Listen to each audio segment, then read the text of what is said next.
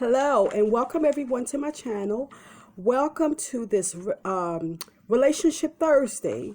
So as promised, I'm completing my series on entitled What I Learned, and this is number 2. And so basically it's about what I learned with past dating, and which I say it has really got me to where I am in this portion of my life, and I learned a whole lot, and I don't consider it as in vain. Would I do it all over again?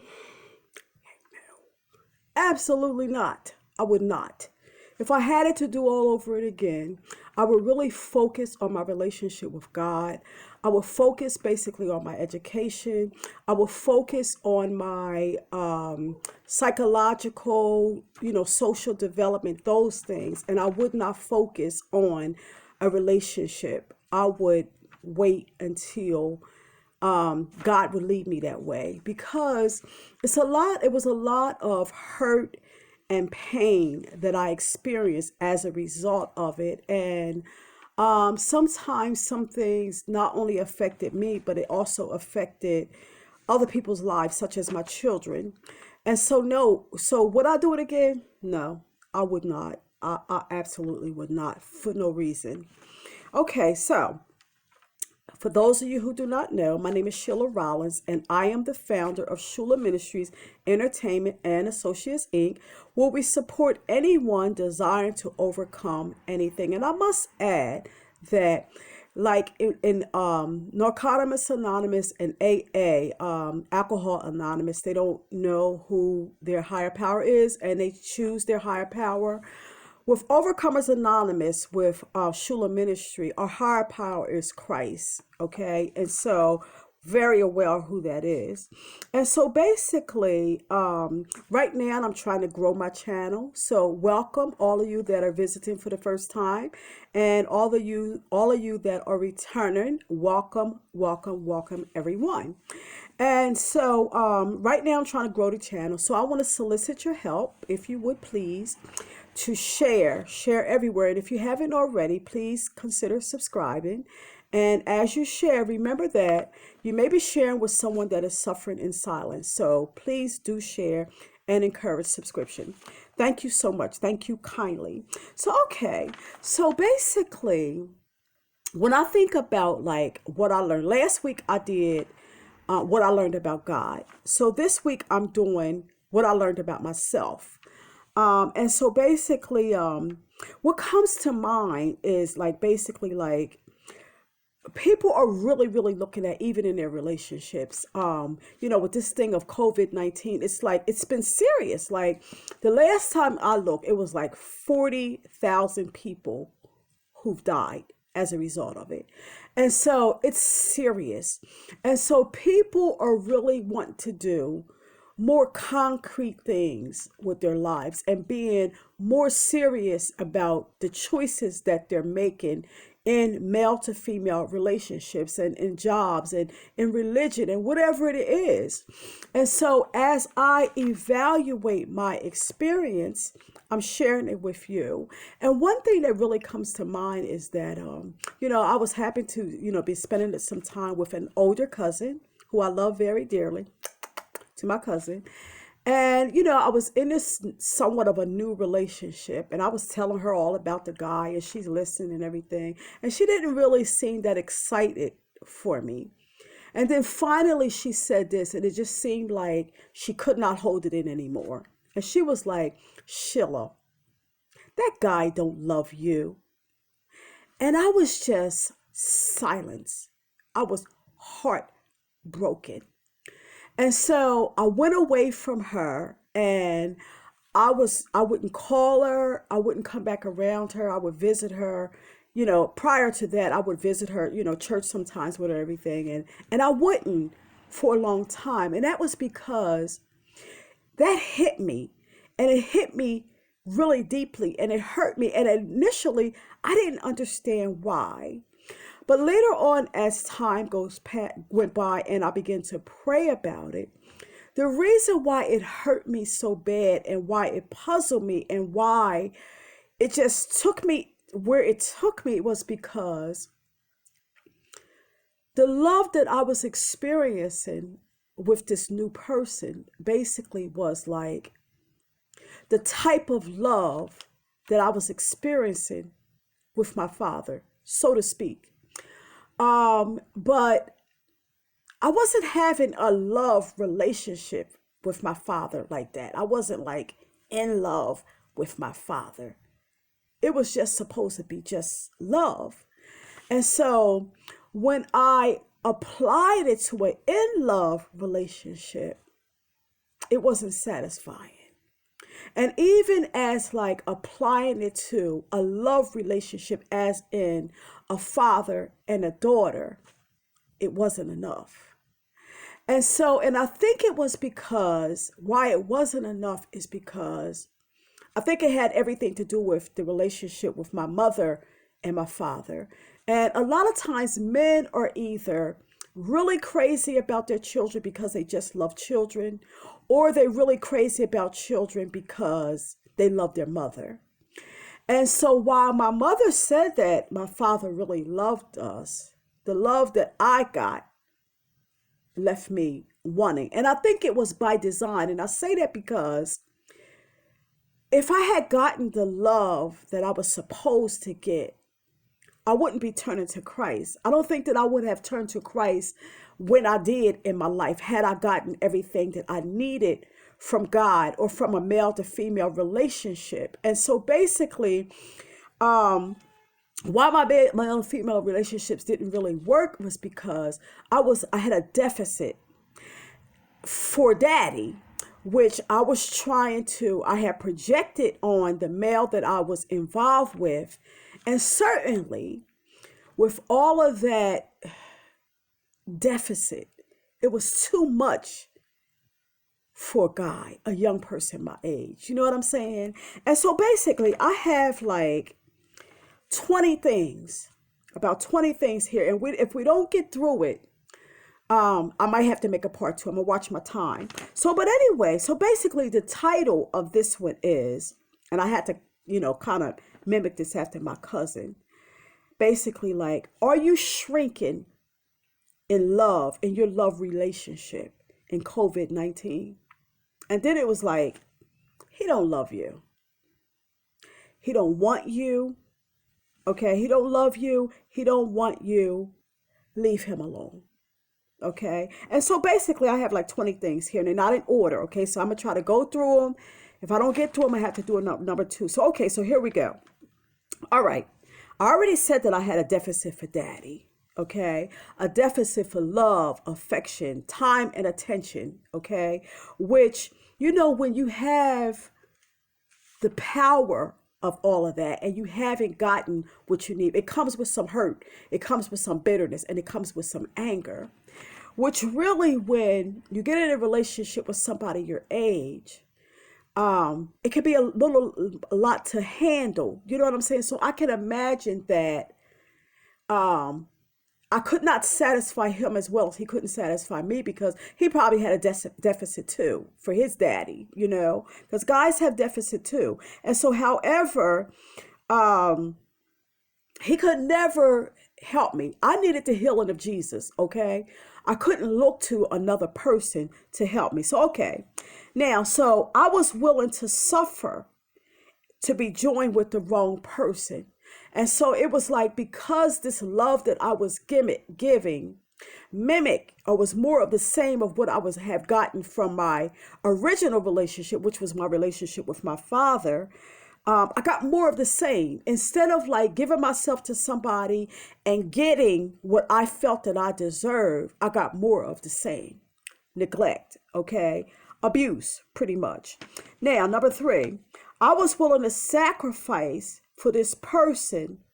And I was willing to sacrifice my relationship with God, my health, my sanity, my soul salvation in some respects, because when you're with somebody that you shouldn't be with, oh yeah, you sacrificing your soul salvation, okay? And yeah, so all right, number 4. Basically, I was dating my mother's husband, so to speak, because Daddy was mom's choice. And whatever came with that has something to do with them. It didn't have nothing to do with me at all.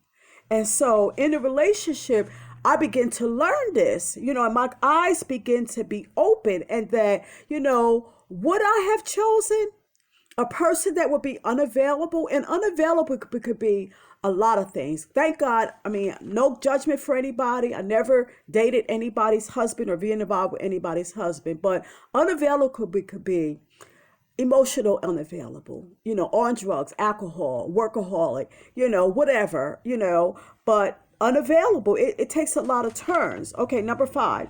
I had so much hurt and bitterness and anger for my needs, not being met. And I already talked about that a little bit. And so, um, for a young person, they probably don't know how to begin to soothe me and, to help me out. You know what I'm saying?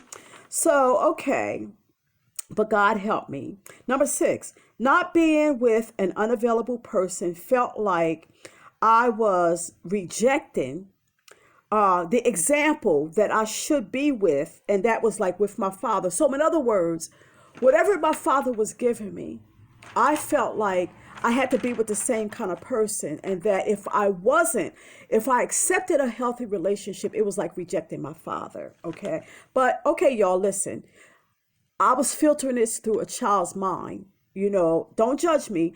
Yeah, I was filtering this through a child's mind. I was still in my deficit. I was still very needy, and stuff like that. Okay. So all right. So this, when my cousin said, Sheila, this guy doesn't love you, it kind of jolted me. You know what I mean? Out of this mindset. Number 7, when I got the love that I did not, that, okay, when I got the love that did not satisfy, it was familiar. Okay. And I called it love, but I was hungry for more satisfying love. Okay. So basically, like, the love that I got wasn't what I wanted, and it could have never been what I wanted. Number 8, I had to reject who I was to be, with the wrong person. Like, there's a book, and I think this book is called Why Do I Have to Lose You, Myself, like, to be with you? And so a lot of people is willing that today. Trust me, I'm not willing to do that. Okay. Now, number 9, the relationship was tearing me down and not building me up. And so in relationships, I think that God allows them for character building, for one thing. And I may as well put this scripture in here, that we have to seek God, the kingdom of God, and everything else should be added unto us. And if it's a relationship that God wants for us, then wonderful. But if not, we have to be willing to accept whatever it is that God has for us. Now, there's another part in the Bible that it says, there is a way that seemeth right unto a man, but the end thereof is the way of death. I was basically dying. Seriously, I was dying in this world of dating. I really was. I don't even believe in dating. I don't. I believe in arranged marriages. And by God, okay? Yeah, I believe in just waiting on God. So I was totally going against the things that, I believed. Okay. Now, I accepted potential in a person and fell for the person that, and basically it's like that potential, they weren't even focused on that. So therefore it never even materialized into anything. They weren't even, interested in, they didn't even know, for a lot of times, they didn't even know what I saw as potential. You know what I'm saying? Because, a lot of them, it's like whatever they was. In my eyes, they were somebody always greater than what they even thought that they were. Okay. And that's because, I don't know, I love people, and I do try to build people up, whatever, but I don't need to eat the whole turd to know that I'm eating poop, okay? And so in these situations, trust me, they were not good. Number 11, I mistake what I got for what I deserved, okay? As a kid, it's like, we all, I don't care what good of a parent that you have, okay, or caretaker, we all walk away with deficits. Some deeper than others, okay? However, I think again it's by design because God is our parent. All right. And so nobody could do it. It's like whatever our parents did, they did it through God, for God, but we belong to God. Okay. Number 12, I confuse a man with God and was living life without God to be with an ungodly man. And so basically what I mean by that is the way I was raised a Christian in a home where my father did not live with me. So in my mind, you either have God or you have a man. You can't have both. What I've learned is that, oh, yes, I can. And I'm going to wait on that. Number 13, I thought my goodness was good enough to rub off on the person that I was with. Like in a lot of cases, guys that I dated, they were slicksters. They really was not about the life of godliness, okay? Maybe in some areas, but not, in the area of like how it related to a woman and really loving and caring for a woman. A lot of them basically had been sexually abused themselves and was pissed off, and so basically they were trying to like get revenge on an innocent person that had nothing to do with their abuse. But anyhow, that's such as life. All right. Number 14, sex was not to keep a man. That's what I learned. Sex was not about keeping a man. All right. Sex was basically violation of God's law. And a lot of times it's like the confusion that comes with being raped or sexually violated, has given like a misunderstanding of where sex belongs. Okay. And so praise be to God. It's all cleared up. Okay. Only relationships that are ordained by God are worth suffering for. And the reason why I say that is because it's going somewhere. You're not suffering in vain. It's like in other relationships, you suffer. And for what? To break up, and not to say that people in relationship that is God don't break up. But I'm just saying, if you suffer in a relationship where it's ordained by God, God is working on it. You praying about it, and stuff like that. And even though things may not change, the relationship is of God and you can kind of hang in there. But other relationships like fly by nights and stuff like that, you suffering for nothing. That ain't going nowhere. Number 16, number 16, I don't even think that I knew enough about men. Not male to female relationships. I knew about daddy and daughter kind of stuff because basically when my father came around, I felt like I was his world. And that was just it. It was like when he came around, he didn't live with me. You know what I'm saying? So, so I didn't know enough about male to female relationship because, my parents weren't together. As younger kids, yeah, but as I got older and stuff, I didn't know. Okay. Number 17, I was not loved in my male to female relationships. And I say because love brings you to godliness. Love is about godliness. So because there was a lot of toxic things going on, it was not love, nor was I loving. Okay, because some of the things that I said to like one of the guys that I was involved with, I just feel that it was totally disrespectful. Even though he had pissed me off or whatever, it's like no matter what, I didn't have to say the things that I said.